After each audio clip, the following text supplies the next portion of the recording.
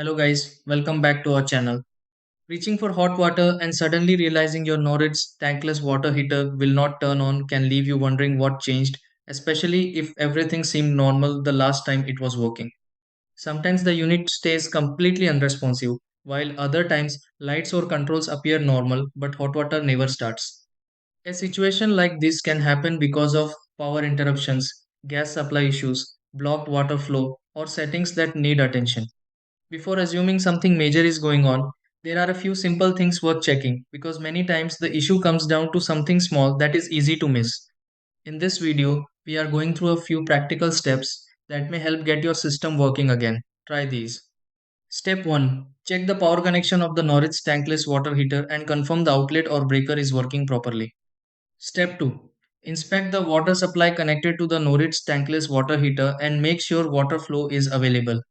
Step 3. Verify the gas valve connected to the Noritz tankless water heater is fully turned on. Step 4. Review the display or control panel on the Noritz tankless water heater for any visible codes or unusual behavior. Step 5. Restart the Noritz tankless water heater by turning it off briefly and powering it back on. Step 6. Run hot water from a faucet and check whether the Noritz tankless water heater starts operating normally again.